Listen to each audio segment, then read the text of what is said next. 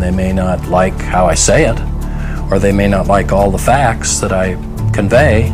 It may sound like I'm imbalanced, but the fact is, when you're dealing with oppression, there is no balance. Even someone with a 20% open mind would reach the same conclusions that our commission reached. You could be pro-Israeli, and still, if you saw these realities, you'd have to have a completely closed mind not to come to the same conclusions that we reached. So the violence begins with the occupation. The opposition is resistance to the occupation. Resistance to violence is legitimate in any country in the world. I may disagree with some of the acts of resistance. I think some of the tactics are stupid. Attacks on Israeli civilians are stupid, immoral, and counterproductive. They should be stopped. We should not use violence whatsoever, because it really destroys our intentions. And it destroys our position, which is in the higher moral standing.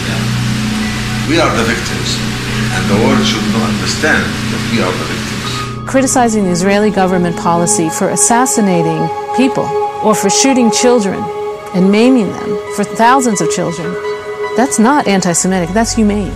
We have to tell the truth about what's going on and say as clearly as we can, if you keep going down this path, you're going to destroy yourselves.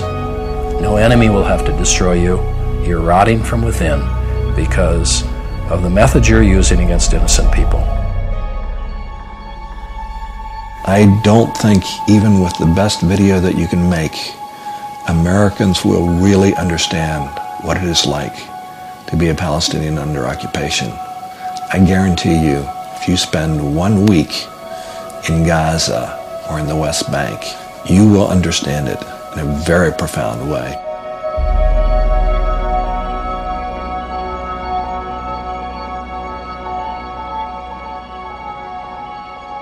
All the wars of independence, you can start if you want with the war of independence of the United States.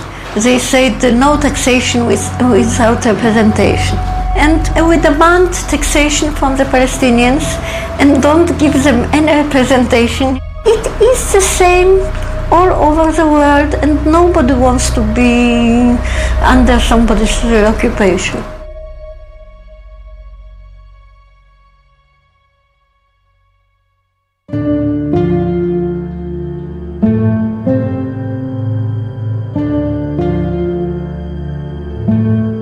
As an Israeli, we go to India and to South America to meet the Native American Indians. We're looking for these indigenous people with some kind of more rooted wisdom, and they're right here. They're right here, right under our noses. Nobody ever comes here. The falahin for me, the Palestinian falahin, it's like, everything that that people go looking for. People with deep roots, really connected to the earth, with this romance with their land, and just incredibly wise and open-hearted, and simple, beautiful, and Israelis never see them unless it's through Target.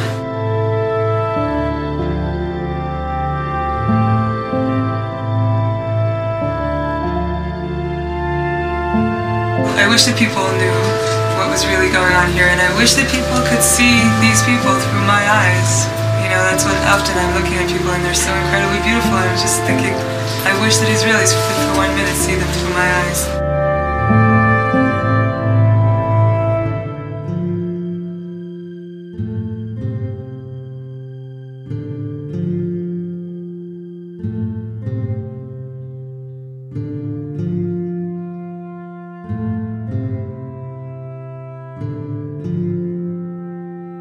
No amount of reading, attendance at conferences, documentary viewing, and word of mouth could have prepared me for the reality of the situation here.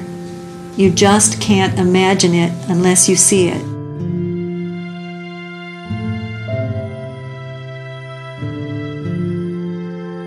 This is not at all what I asked for when I came into this world. This is not at all what the people here asked for when they came into this world. This is not the world you and Dad wanted me to come into when you decided to have me. This has to stop. I think it is a good idea for us all to drop everything and devote our lives to making this stop.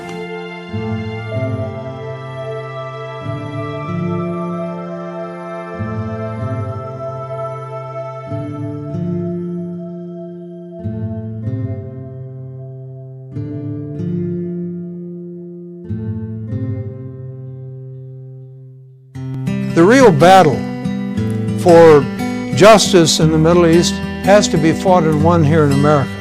This is an American issue because this is an issue of American foreign policy. The Israelis are talking about this, and I think it's time for Americans to realize they're the only ones not talking about it. And it's actually very dangerous for their own interest and for the interest of Israeli Jews here. I mean, we're not going to be tossed in jail. We're not going to be tortured. You know, we're not facing what people in the occupied territories are facing. If we decide we don't want to do it, fine. But then try to look yourself in the mirror and say, I'm a murderer. It's really high time for Americans to step up to the plate, to do whatever we can, encourage our government to take a strong initiative to end the occupation. Those who really care about the interests of Israel should exert all the pressure possible in order to force Israel to stop the aggression, stop the repression, end the occupation. And the just solution has to be ending the occupation. Ending the occupation is step number one. Justice is the best way of bringing about security and peace. There'll be no security for Israel as long as this kind of oppression continues.